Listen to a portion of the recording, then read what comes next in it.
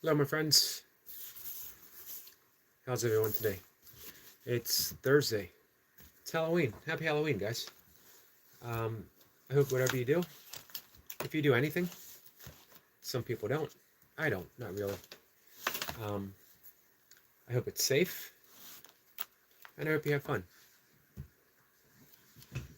It's also the last day of the month, and we are fully into autumn as well. Thanksgiving, then Christmas. Hey, Corey.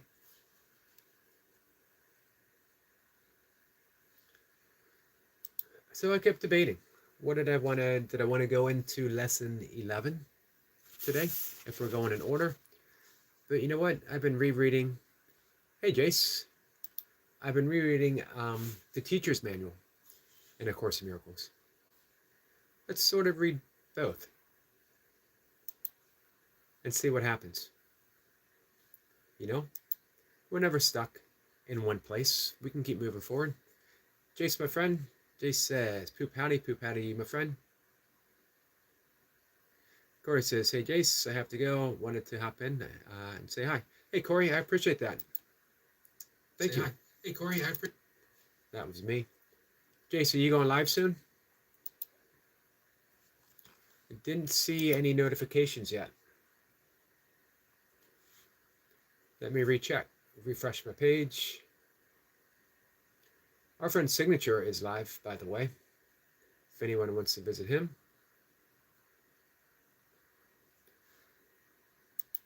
All right. Let's start with lesson 11. Jace says, Corey, that's awesome, buddy. It is. Lesson 11 is another tough one. The early ones are always tough because no one wants to hear how they've been thinking has given them the world that they're living in, because not a whole lot of people are happy with the world they live in, which is interesting. So we're going to read lesson 11, then we're going to go right into the teacher's manual. The teaching manual is the end, very end, but you can dive in anytime. Here it is, lesson 11. My meaningless thoughts are showing me a meaningless world.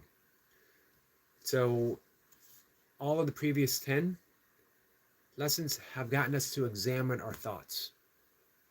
If we are living in a world in which we're not satisfied, it's not bringing us joy, it's not bringing us happiness, it's not bringing us true connection, then it's because of our meaningless thoughts. We are projecting thoughts. Thoughts in and of themselves don't have meaning until we assign them meaning. And most of the time, is my head crooked or is my glasses crooked? That's the great medical physical question for the day. Hey, Tandra. Jay says, not posted yet. We'll do it now. My internet keeps dropping out, and the 4G is not fast enough. Gotcha. Hey, Mir. How are you, my friend? Mir says, good morning to all. Hey, Yogi, beautiful people here. Nice to see you. So, yep, the beginning, the first 50 lessons of the Course in Miracles is a path of negation. The teaching wants you to examine your thoughts and to examine your world and to see how intimately they are connected. Our thoughts create the world that we see, the world of our perception. Our thoughts are projected outwards, giving us the perception of the world that we see. So anything we see in the world, the violence, the crime, the political discord, the split and separation between neighbors, the allowance of children to starve, it's on us. That is the world that we've created through our projections. The good news, by examining our thoughts, we can change our perception. This is why A Course in Miracles says, do not seek to change the world. That's beyond us. Seek to change our perception of the world. That we can do. When we do that, we get in touch with who we really are, which is unconditional, unspoiled, untainted love. Who we are, what we are, according to A Course in Miracles, And you can get there through the examination of your own thoughts. We are ideas breathed into life within the mind of God, not separate. That's what we start looking for. But first, we have to examine everything we think, everything we view. The lesson 10 says, my thoughts don't mean anything until we've assigned them meaning. Thoughts in and of themselves are simply creative impulses, neurochemical synapses within the mind, and then we assign meaning to them. However, look at the meaning that we've assigned. That war is acceptable, that crime is acceptable, that it's acceptable for some children to go to bed without food and others to have food. That's tough. It's tough to take in. But if we were to go back to the inherent meaninglessness of our thoughts and assign them true meaning, the true meaning of a thought is to create a world of abundance, a world of joy, a world of unconditional love. We can do that too. Do you want proof? Look at the world that we've created. We can do otherwise. One of my favorite things in the Course is saying we can choose once again. We can choose once again. We are never stuck. Mir says, Siv, I saw you too, my friend. I will look for you live today, Mir, my friend, as always. We're never stuck in the way we are thinking. We are never stuck with our position in the world. We are never stuck with hate. We are never stuck with a division. We can just choose again. That brings me. Let me backtrack and then go forward. Just give me a second. The very end of A Course in Miracles says, is manual for teachers. And it tells us the role of teaching and learning is actually reversed in the thinking of the world.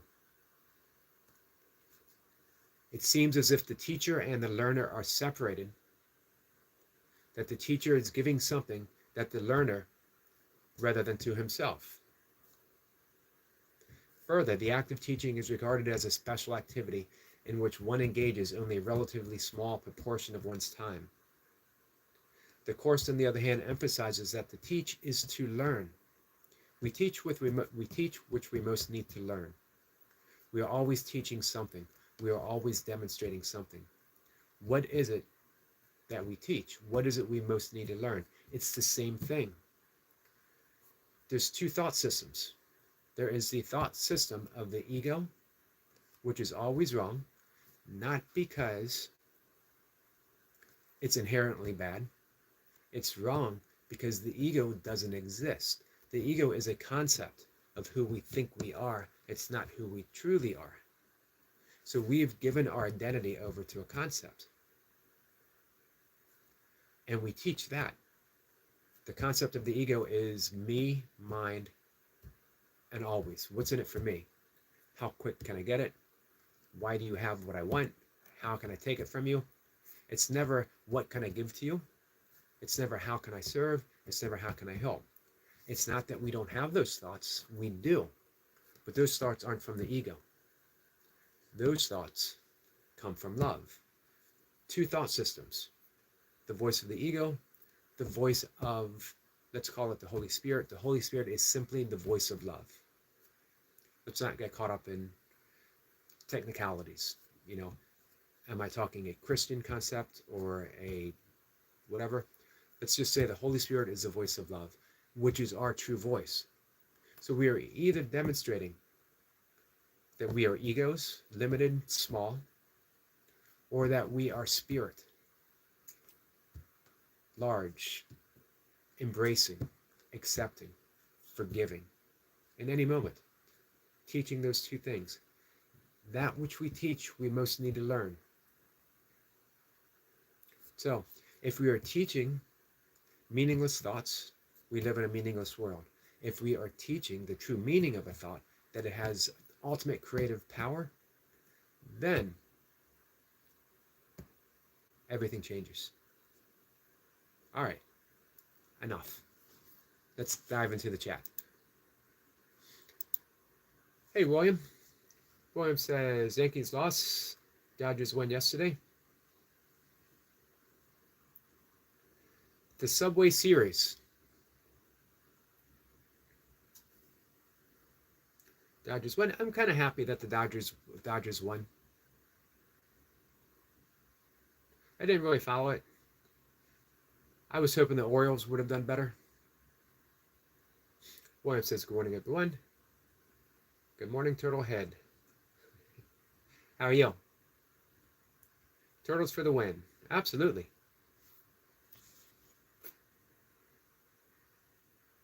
Mir says, now I started live stream with my hawk. All right. We'll be on the lookout for it. Jason's going live in just a few minutes. Mir is, let's see.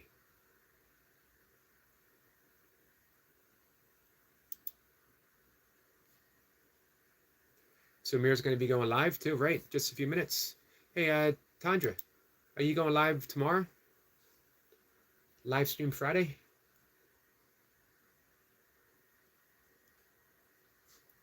Me, on the other hand, I'm going to end the live stream in just a minute or two. I'm going to tune in and say hi to Jace and have him up and running. I'm going to tune in and say hi to Mir and have him up and running. And then we're going to go out for a walk.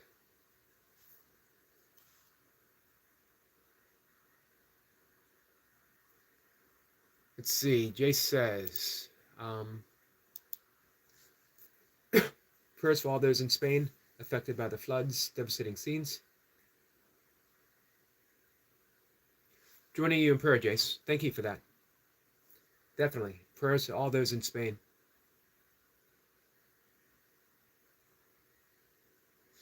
All right. Jace says not live for 45 minutes. Okay.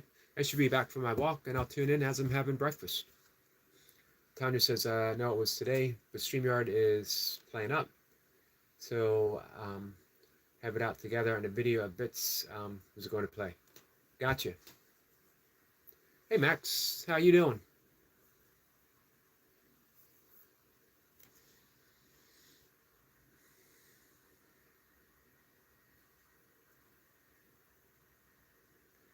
We're wrapping things up.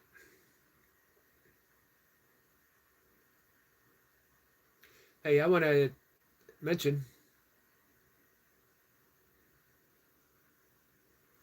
Max says, Eric, when you went through the anxiety stuff, was it always breath that brought you back to a grounded state?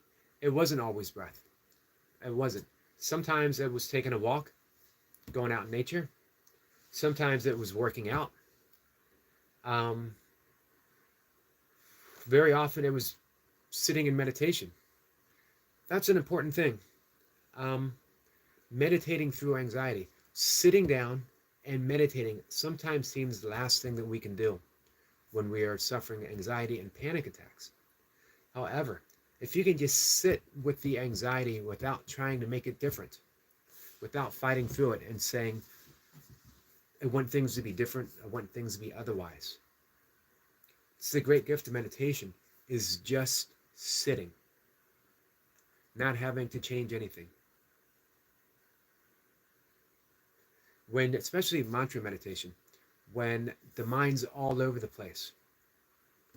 But with mantra, you come back to the mantra. The mantra is the anchor.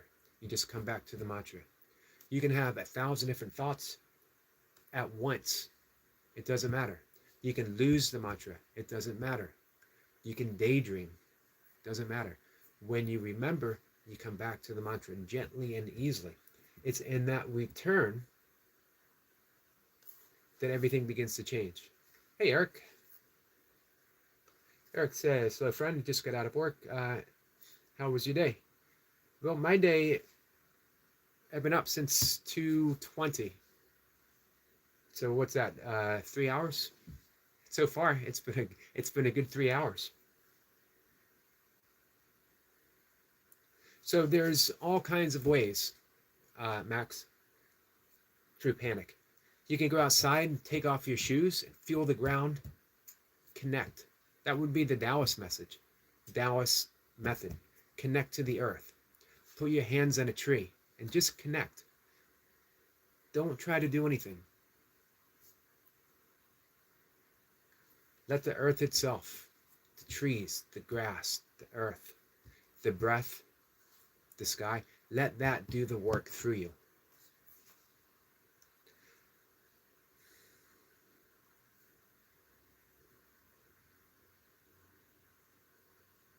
Does that make sense, Max? Find a method that works for you.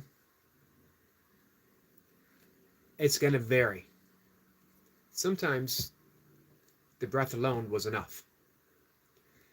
Most especially that ujjayi breathing, the ha sound, probably 90% of the time, just that breath is enough to ease anxiety when I feel it coming in, especially when I lay on my back, when I'm trying to sleep.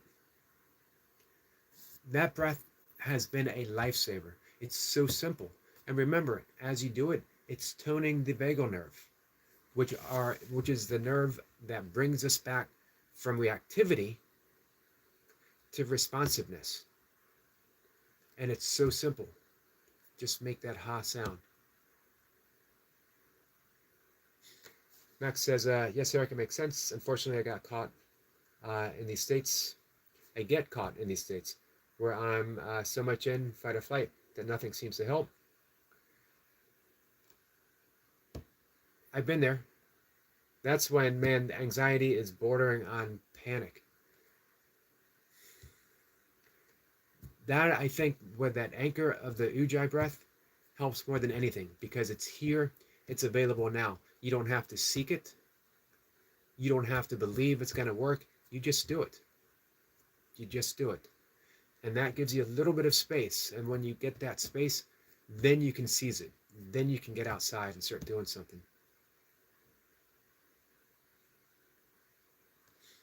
Max says, panic is a better word for it. Laughing out loud, yep. Yeah, I know. It starts with anxiety and then it just surges right to panic. I would lay on my bed, the anxiety would start, and then the anxiety triggers because you know where it's going. Ujjayi is the exhale and the inhale. It is that ha sound. I got my demonstrating glasses. So let's do a quick demonstration. I want to fog up my glasses.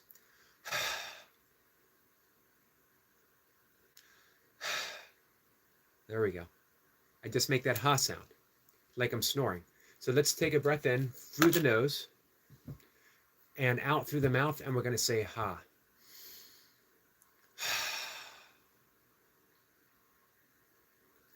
Now let's do the same thing, in through the nose. When we exhale, we're going to keep the mouth shut, making the same sound.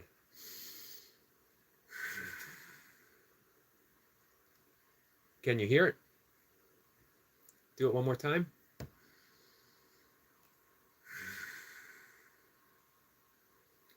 Like I'm snoring with my mouth shut. Very gentle. Don't need to see how loud you can do it. It just needs to be loud enough for you to hear. You should feel a slight constriction in the throat, but you're not constricting it. You're allowing that constriction to happen by making the sound. Now let's do the same thing as we inhale, the same sound.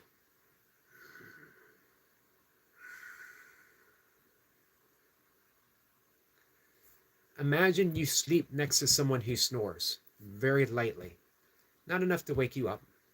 So snoring so lightly, it almost sounds pleasant, hypnotic. It is pleasant. It is hypnotic. You could listen to your loved one breathe, that light, gentle snore, all night long, because it's an anchor, connects you to that person you love beyond anyone or anything. You know that person lying next to you loves you beyond anything. When you hear them snore, very lightly, you feel that connection. and you're talking to someone and you're telling them this, and they say, can you demonstrate? How does that sound?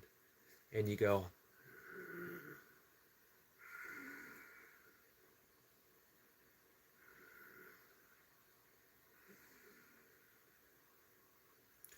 you don't need to worry about the count in. You don't need to worry about the count out. You just breathe. Now, here's the magical thing. If you extend the exhale, even by a little bit, you lower the heart rate. You lower your blood pressure. Your thoughts slow down without you doing anything, just a little bit. So we breathe in.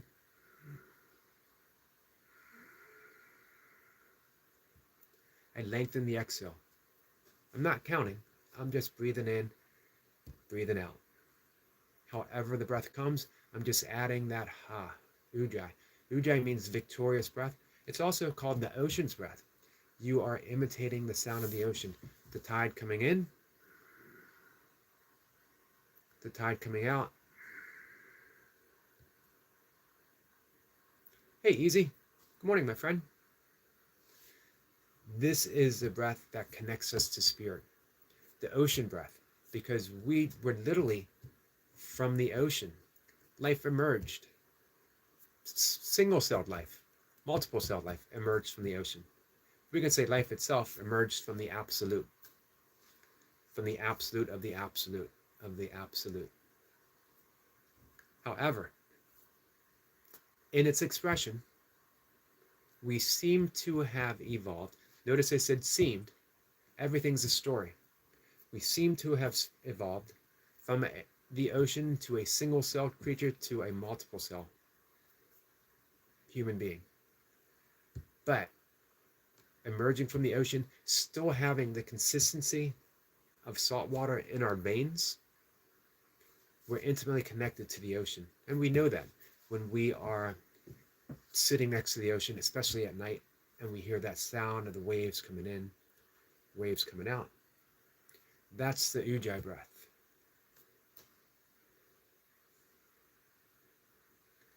Max says, would you pair the physiological sigh with the ujjayi breath? I wouldn't. You could, but I wouldn't. I would use the physiological sigh as my, you could do that as the initial point of relaxation.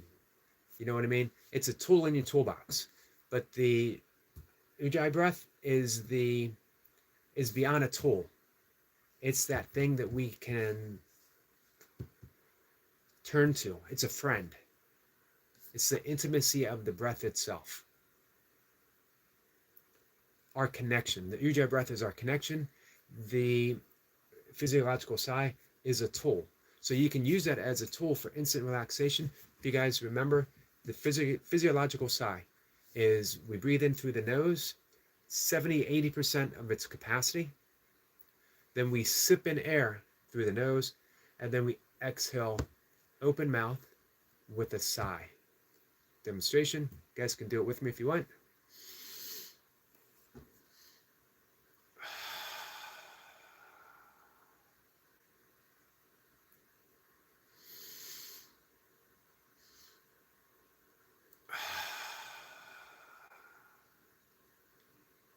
And we just relax with that sigh, letting go of everything. We can do, hey Stuart, good morning, my friend.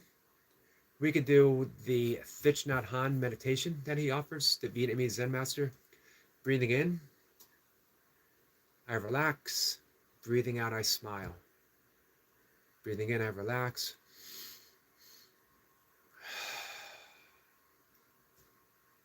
Breathing out, I smile.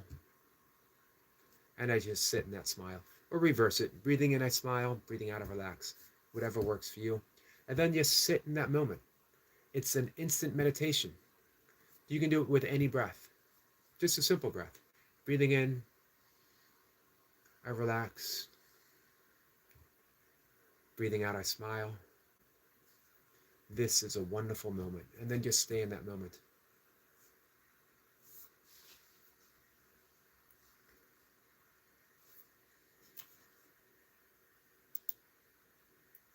So,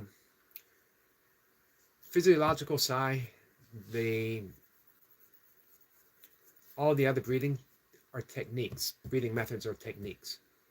With the Ujjayi breath, I don't liken it to a technique. Again, I liken it to our connection to the body, to our thoughts, to that which is beneath the thoughts, to consciousness itself. It's our guide.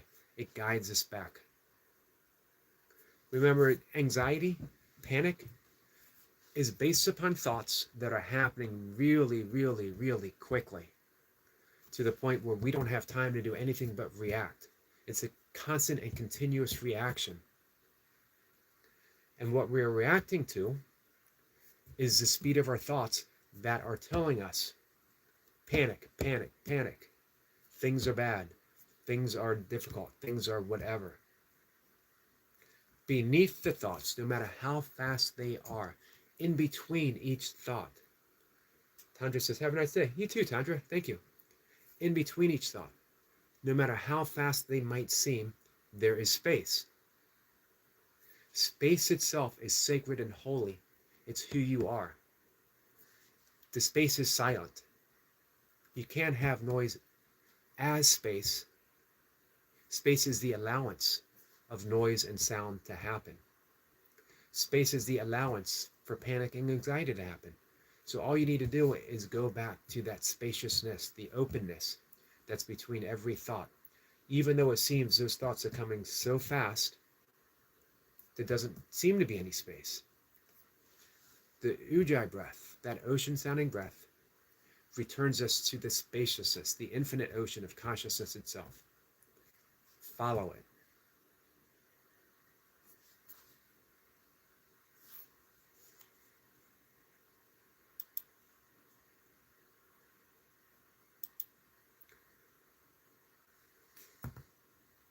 Any thoughts? I hope this helps, guys.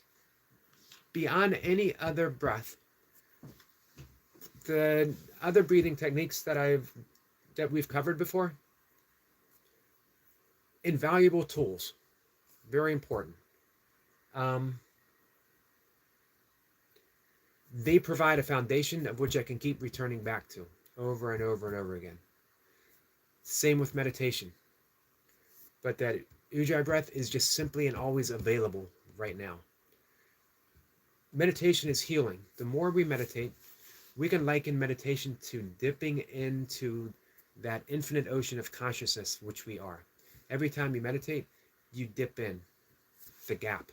We dip into the gap. The gap is that space between thoughts. So the more we meditate, the more we bring that gap into our lives. It widens. We realize the gap is always there, always available. The more we do regular breath work, 3 times a day, therapeutically as needed. Therapeutically is when you feel that anxiety, when you feel that panic attack. Do the breath work before. Tune into your breathing. Your breathing changes when you are about to enter into a more anxiety-ridden state of mind. It's a slight. You might not notice it. So give yourself a breath check throughout the day. How am I breathing? Am I breathing gently and easily through the nose? Give yourself a check. Put your finger on your nose. Where are you predominantly feeling the breath? Now, this isn't fail-safe because sometimes allergies, sometimes you're stuffed up, sometimes you have a cold, but almost always you're going to feel it more on the other. Now, when you're out and about, you're going to feel it more on your right than on your left because you're active and you're in lightly that that sympathetic nervous state, fight or flight. When we're out, we want to be that way, but we don't want it to be heavy. We want to be able to return to the rest and digest gently and easily when we want to. So if you do that breath test and you find that you are very, very heavy into the fight or flight, do a breathing technique. Do the Ujjayi breath. Do the Physiological Sigh. Something to ease you back over before you need to. Just check on the breath. How are you feeling? Am I breathing through my nose? Am I feeling breathing in my chest? Or am I breathing from the navel, from the gently and easily from my belly? Are my shoulders tight? My jaw tight? Give yourself a compassion test through the day. Empathy test. Little checks, little checkpoints.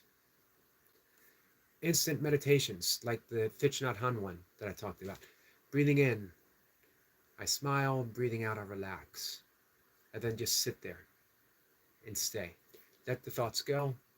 They'll come back on their own. They'll remind you that you got an entire day ahead of you. You need to get busy.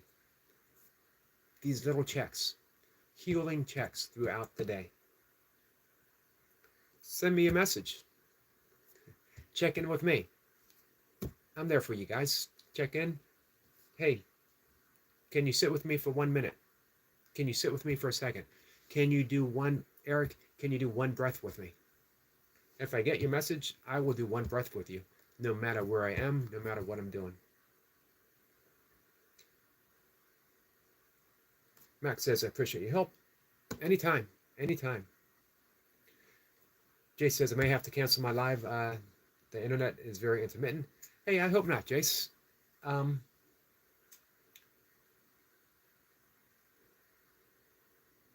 Let's send some healing thoughts over to the internet for our friend Jace. Lots of people follow along with Jace, so it's an invaluable service.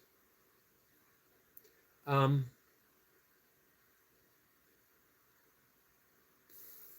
got a new video up, Introduction to Mantra Meditation.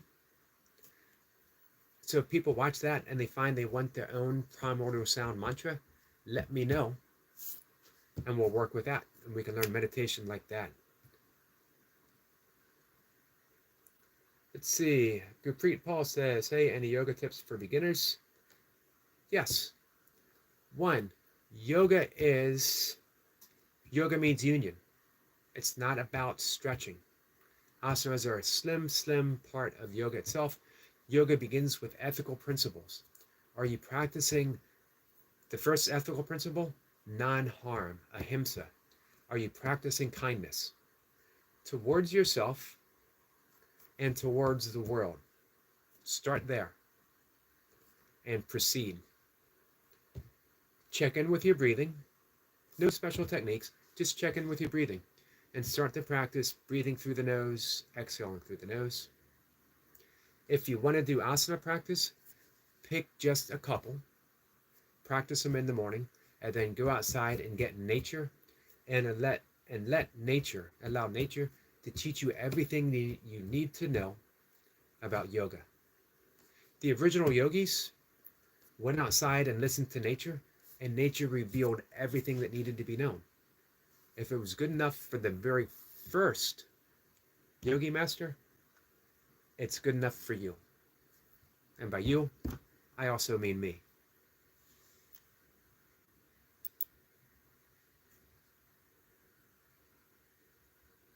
So,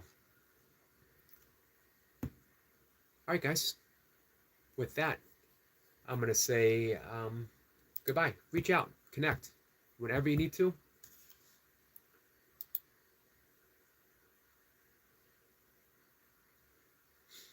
Gurpreet says, how yoga affect mental health. By the way, love your Hindi. Thank you, my friend. Hey, Sabine. Good morning, Yogi Eric. Max says, have a good walk. Thank you. Sabine says, good morning to all. Yoga is mental health.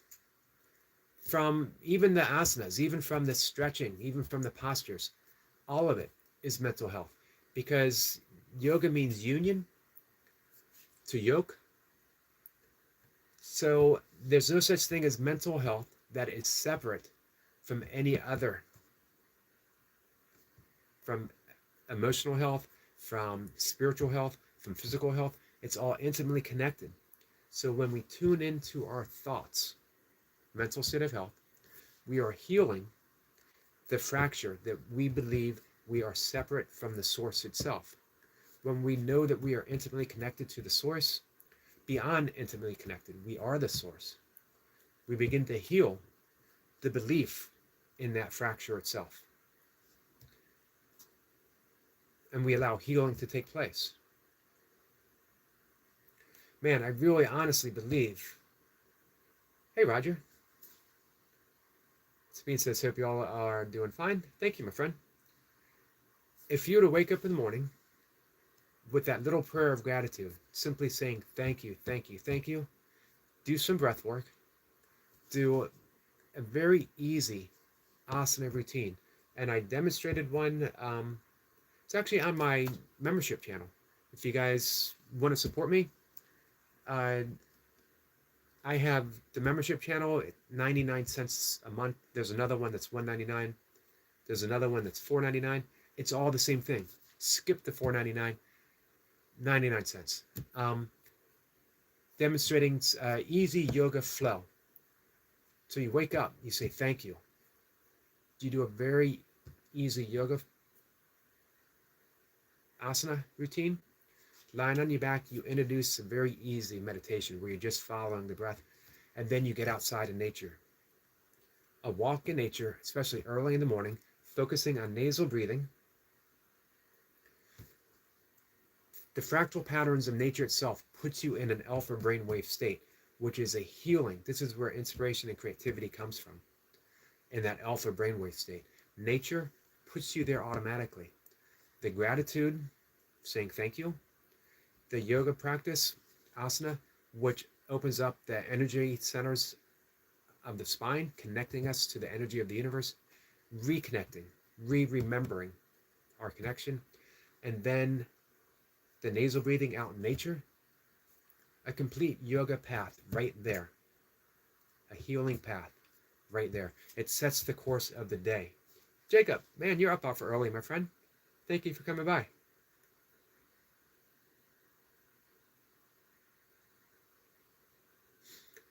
Let's see. Gurpreet says, sir, there's so much negativity and hate on the news. Amidst all of this, how can you keep your head high? Excellent question. And happy Diwali. Thank you, my friend. Happy Festival of Lights to you, my friend. I wrote about that this morning. It's on my community page. The how do we navigate through it? Everything that you see with the election is an opportunity to do two things. We're always demonstrating something. Can you demonstrate love, compassion, empathy, and forgiveness? Or are you going to demonstrate fear? That this election is the end of the world. If this party wins, everything's going to end. It's going to be horrible. We're all going to suffer. Or if the other party wins, everything's going to be horrible. We're going to suffer. Do we want to demonstrate that fear? Or do we want to demonstrate, no matter who wins, we ourselves can be loving. We ourselves can be kind. We ourselves can be compassionate, empathetic, and we can forgive. Forgive your way through the world. Forgive your way through life.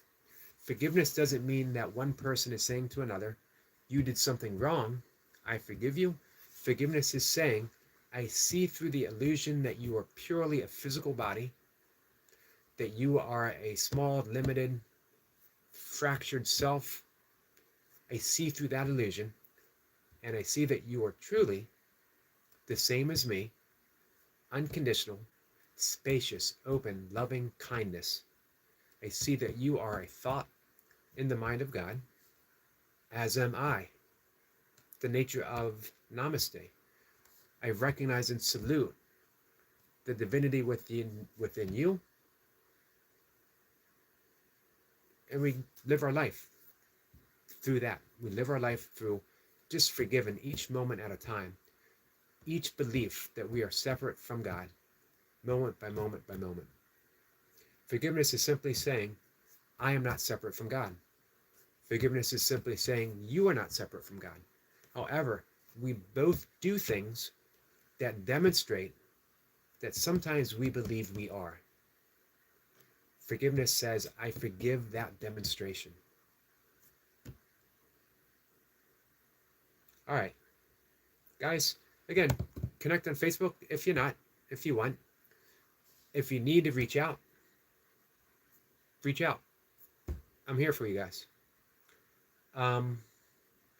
And If you do want to support the channel, 99 cents a month.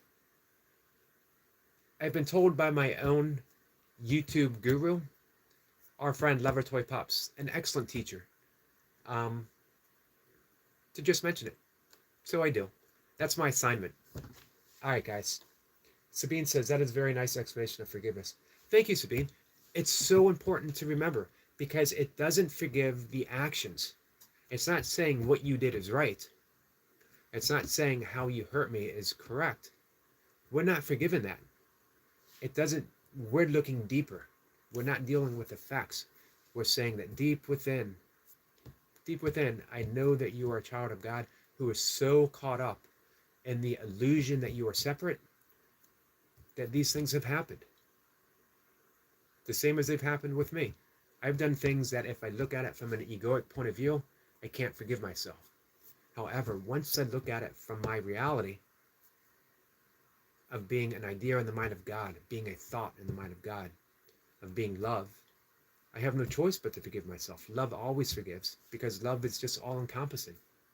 Doesn't take sides. Perfect description of love, St. Paul's letter to the Corinthians. Sabine says, take care. Bless you all. Bless you, my friend. Jay says, I've had to postpone my morning live. Service provider has an outage. Maybe a few hours. I'm sorry, Jace. I know that's a disappointment for you. Are you going to get, maybe you can get in your own workout, your first session, and then do a second session for everyone else. That way, you know, getting in that first session, sort of, the first session dedicated to you. Second session dedicated to everyone else. Rhode Island says, Jace.